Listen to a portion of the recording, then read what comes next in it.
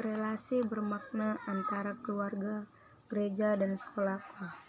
Bacaan Alkitab Ulangan 6 ayat 7-9, Efesus 4 ayat 11-15. Pengantar. B. Uraian materi. 1. Anak dan pendidikan. Alkitab memberi kesaksian bahwa tugas orang tua untuk mendidik anak-anak sejak kecil sehingga tumbuh menjadi pribadi yang kuat, baik secara intelektual maupun kepribadian. Terlebih dalam nilai ketaatan terhadap Tuhan. Anak-anak juga membutuhkan sekolah untuk mengembangkan dan mengoptimalkan segala potensi yang ada dalam diri anak-anak, yang mendukung proses pembentukan dan pertumbuhan anak dalam segala aspek kehidupan. Tahukah kamu bahwa kamu masing-masing sebagai pribadi merupakan ciptaan Allah yang istimewa? Kamu merupakan anugerah sekaligus titipan dari Tuhan yang memiliki potensi yang luar biasa, sehingga kamu sebagai remaja memerlukan didikan untuk mengembangkan potensi dengan sungguh-sungguh untuk mencapai keutuhan. Potensi-potensi itu terdiri dari potensi kognitif atau intelektual, afektif atau moral, spiritual, dan psikomotorik atau keterampilan. 2. Tripusat pendidikan. A. Pendidikan dalam konteks keluarga. Dalam konteks ini, kamu berinteraksi dengan orang tua dan anggota keluarga yang lain, sehingga memperoleh pendidikan informal, terutama melalui proses sosialisasi dan edukasi berupa pembiasaan atau habit formations. B. Pendidikan dalam konteks gereja. Di sini kamu berinteraksi dengan seluruh anggota gereja yang berbeda secara umur, tingkat sosial maupun budaya. Kamu memperoleh pendidikan non-formal atau pendidikan di luar sekolah yang berupa berbagai pengalaman hidup, agar gereja dapat melakukan eksistensinya. Maka seharusnya generasi muda, anak, remaja, dan pemuda perlu mendapat warisan atau penerusan baik nilai-nilai, sikap, pengetahuan, keterampilan, dan bentuk kelakuan lainnya sesuai dengan dasar-dasar Kristiani. Oleh karena itu, kamu perlu terlibat dan menjadi aktivis gereja agar dapat mengembangkan kepribadian kamu dengan sehat secara Kristiani. C. Pendidikan dalam konteks sekolah. Dalam konteks sekolah, kamu memperoleh pendidikan formal, artinya terprogram dan terjabarkan dengan tetap yang berupa pengetahuan, nilai-nilai, keterampilan, maupun sikap terhadap mata pelajaran. Di sini kamu dapat berinteraksi dengan lingkungan yang lebih luas bersama teman sebayanya. Aspek-aspek penting yang memengaruhi perkembangan kamu di sekolah dapat berupa bahan-bahan pengajaran, teman dan sahabat, peserta didik, guru, serta para pegawai. Sekolah adalah sebuah lembaga yang dirancang untuk pembelajaran peserta didik di bawah pengawasan guru. Sekolah berfungsi untuk mengembangkan kemampuan dan membentuk watak serta peradaban anak bangsa yang bermartabat dalam rangka mencerdaskan kehidupan bangsa. Sekolah juga bertujuan untuk mengembangkan potensi peserta didik agar menjadi manusia yang beriman dan bertakwa kepada Tuhan Yang Maha Esa, berakhlak mulia, sehat, berilmu, cakap, kreatif, mandiri, dan menjadi warga negara yang bertanggung jawab. Untuk mencapai tujuan-tujuan tersebut, peserta didik di dalam kehidupannya harus tetap berakar dan berpusat pada pribadi Tuhan Yesus yang digerakkan oleh Roh Kudus. Tuhan Yesus di dalam pendidikan agama Kristen dikenal sebagai Tuhan, Juru Selamat, dan Guru Agung yang tidak hanya memperkenalkan siapa Allah yang sesungguhnya, tetapi juga memberikan teladan kehidupan bagi para murid-muridnya, termasuk kita pada saat ini.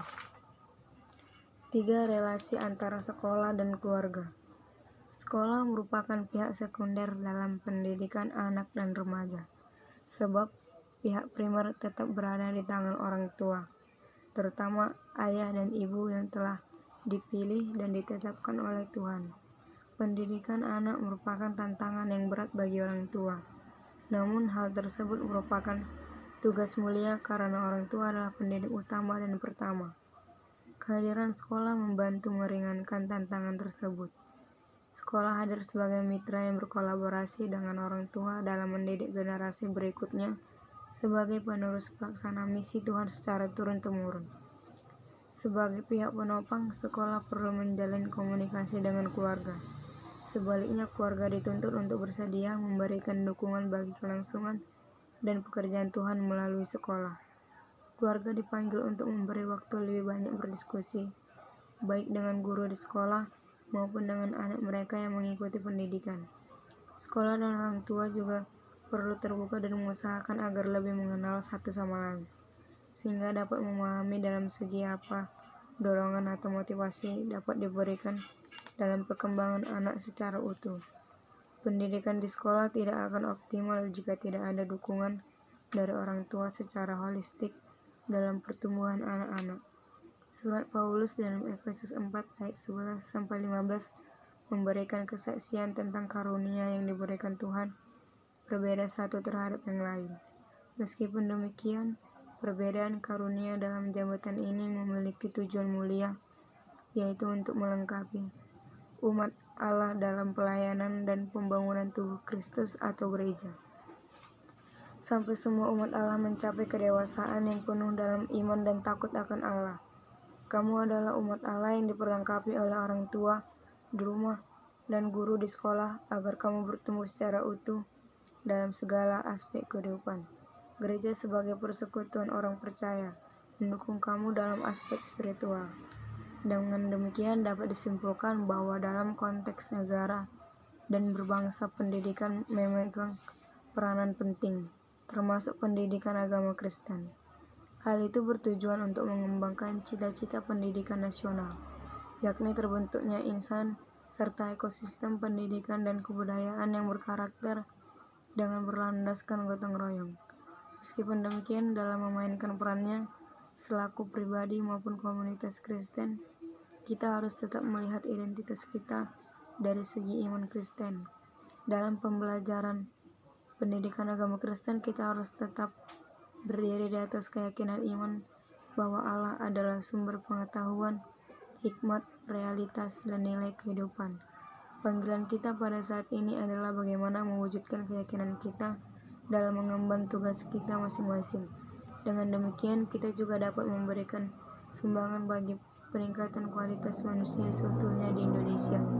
Pendidikan dalam konteks keluarga, sekolah, dan gereja seharusnya dapat memimpin peserta didik atau remaja untuk mengenal dan memuliakan Tuhan dalam segala aspek kehidupan. 4. Masalah sosial dalam kehidupan remaja. Pernahkah kamu bersyukur kepada Tuhan karena kamu dapat bersekolah? Pernahkah kamu bersyukur karena kamu tidak terjerumus dalam dunia narkoba, seks bebas, maupun tindakan kriminal remaja? Lihatlah di sekeliling kamu. Banyak masalah remaja yang terjadi, misalnya meningkatnya tawuran antar sekolah, kenakalan remaja, kriminalitas remaja, hamil di luar nikah, dan pernikahan dini, pemakaian obat terlarang, serta masih banyak lagi. Meskipun demikian, sesungguhnya banyak kesempatan yang dapat dilakukan remaja untuk mengembangkan nilai-nilai Kristiani yang bertujuan untuk mengembangkan diri, untuk sekolah, dan untuk gerejanya.